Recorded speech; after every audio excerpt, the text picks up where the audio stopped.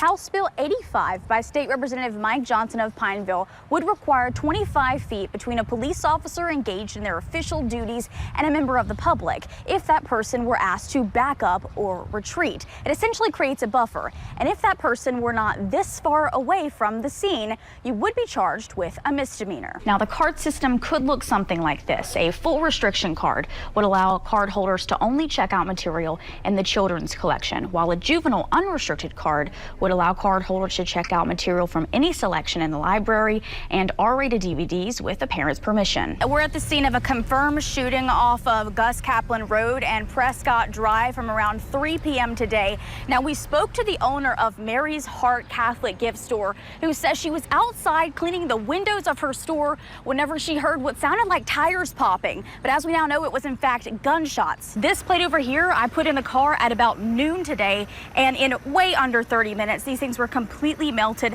at about 150 degrees is what it was registering inside the car. Now, those are extreme temperatures. Imagine having your kid or your dog stay in the car for that long. No one wants to be in those conditions. Where Alabama only has a 27% black population, Louisiana has 33%. So realistically, what kind of impact could a decision by the Supreme Court to require an additional competitive district in Alabama really mean for voters in Louisiana? Yeah, I think as goes Alabama, so goes Louisiana. What would you say to prospective students who maybe they have a couple hours left to come up here and maybe want to see what the program is all about? What would you say to them? I would say come on down. When Hurricane Laura struck southwest Louisiana, it didn't just wreak havoc on man-made cities and towns like Lake Charles. It also devastated the state's natural resources like the Kisatchie National Forest, where I'm standing right now. But thanks to a $25 million investment from Terulium, the landscape you see around me will look vastly different for the generations to come. New data by the European Union, which found this summer was the planet's hottest on record. Hopefully giving us a little bit of relief from those temperatures, Rachel, is some of those storm chances we have out there. The state constitution has what's called a spending cap. Now, the governor's budget right now technically exceeds that spending cap, but lawmakers can vote to burst through it. The real question is, will they?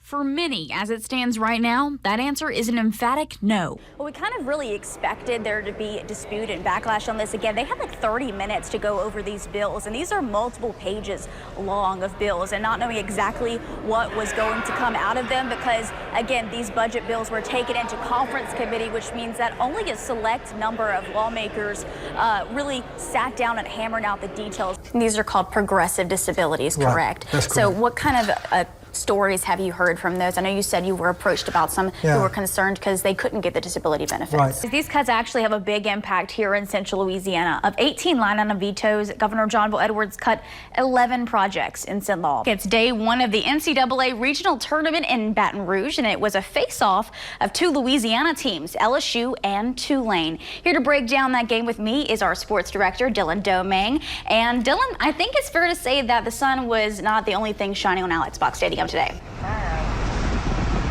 At around 9:30 p.m. Sunday night, the first call came into the LeCount Volunteer Fire Department of a massive fire off of the I-49 Turkey Creek exit in Cheneyville.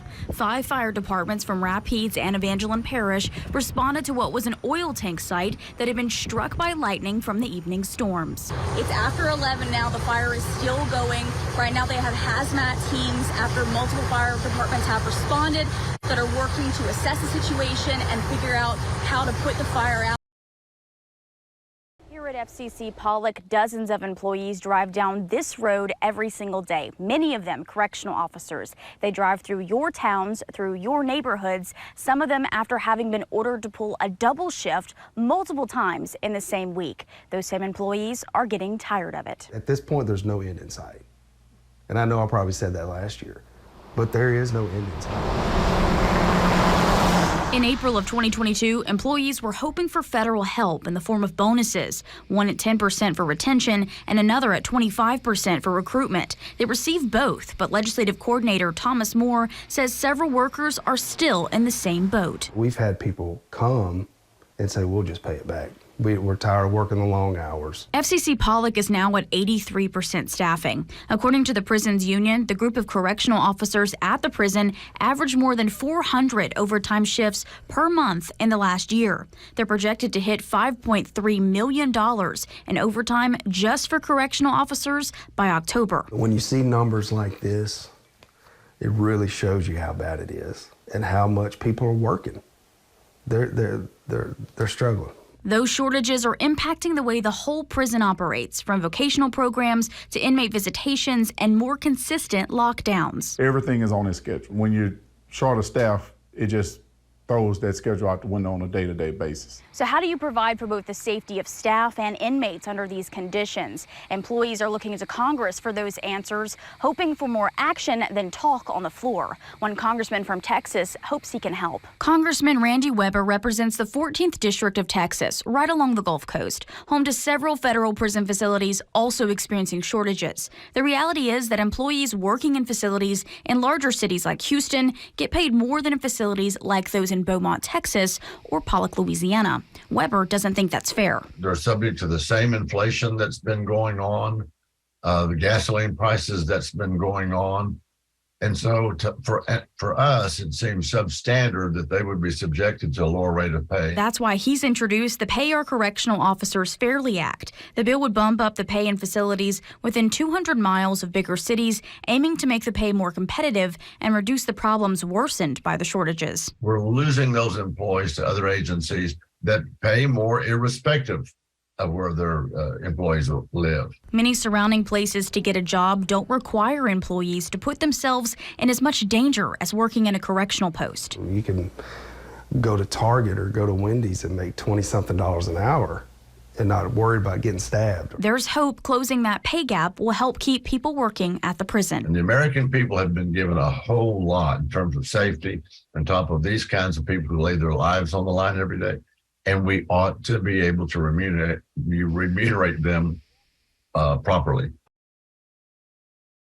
Record-breaking high temps and little to no measurable rainfall, a harsh reality for many across Louisiana, hitting multi-generational farming families hard, like Charles and Ryan Yerby of Colfax. We had one earlier, back when my dad was still in the operation, and it was pretty bad, but this is the longest that I've ever seen, the 100-degree weather. After 22 days in triple digits and 72 days above 90 degrees, the father-son crew is seeing the effects as they harvest 600 acres of corn.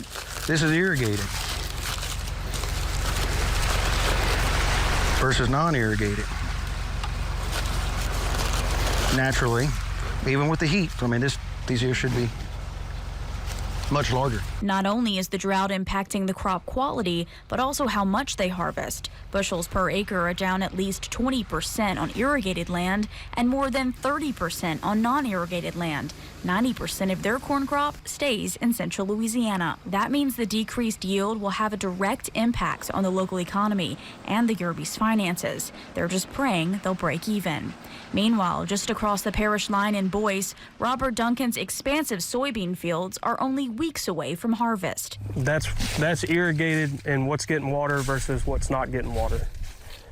And it's like that everywhere. You know, farmers that don't have the capability or the means to irrigate this year are just burning up. Even with the irrigation in some of his fields, Duncan's crop is struggling to produce quality beans. Grade A soybean at harvest will be that, it'll be that big but round.